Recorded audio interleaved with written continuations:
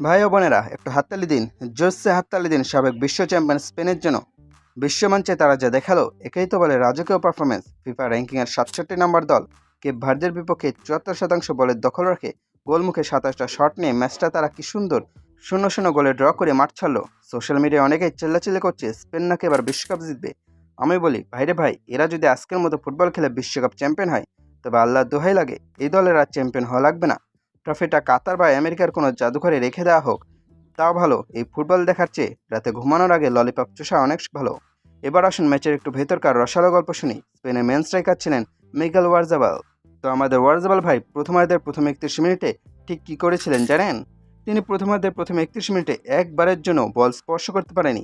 Just think about it. 1966 সালের পর বিশ্বকাপের ইতিহাসে কোনো স্ট্রাইকারের জন্য এটি একটি নজিরবিহীন, ঐতিহাসিক এবং চোখ কপালে তোলার মতো খারাপ রেকর্ড।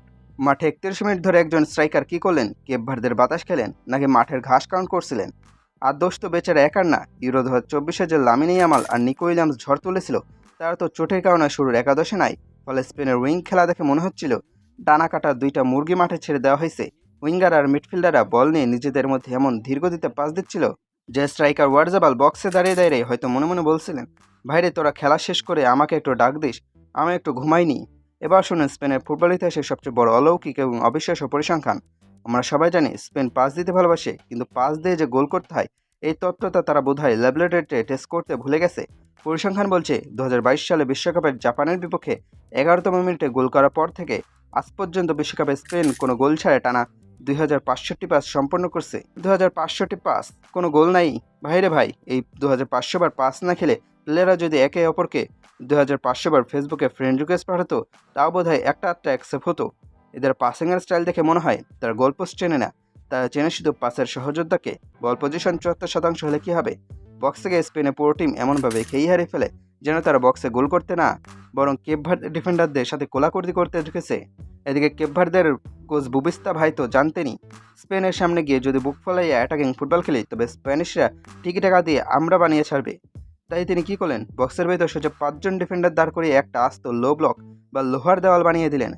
আর কেপ ভার্দের ডিফেন্ডারদের শৃঙ্খলা লেভেল দেখছেন? পুরো ম্যাচে তারা ফাউল করছে মাত্র একটা, অনলি ওয়ান ফাউল। স্পেনের মতো বিশ্বমানের টিমকে বক্সের আশেপাশে একটা ফাউলও করতে দেয় নাই, কারণ তারা জানে ফাউল করলে স্প্যানিশরা ফ্রি কিক নিয়ে আবার পাসিং গেম শুরু করবে। তার চেয়ে ভালো তোমরা পাস খেলো, আমরা দাঁড়িয়ে দাঁড়িয়ে দেখি। 40 বছর বয়সী পুরো গোলরক্ষক বোঝে না তো একা স্পেনের 7টা নিশ্চিত গোল পুরো আঙুল দেখে বের করে দিল।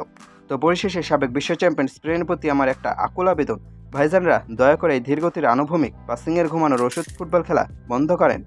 2500 পাসের রেকর্ড দিয়ে গিনেস বুকে নাম লেখানো যাবে, কিন্তু বিশ্বকাপ ট্রফি ঘরে তোলা যাবে না। লামিনে ইয়ামাল আর নিকো উইলিয়ামসকে তাড়াতাড়ি সুস্থ করে মাঠে নামান, নয়তো পরের ম্যাচে র্যাঙ্কিংয়ের 100 নম্বর দল এসেও আপনাদের ইজ্জতের ফালুদা বানিয়ে দিবে।